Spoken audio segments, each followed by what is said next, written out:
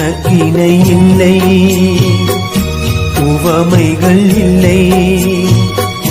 தனித்திடும் உனை தொழுதால் துன்பமே இல்லை.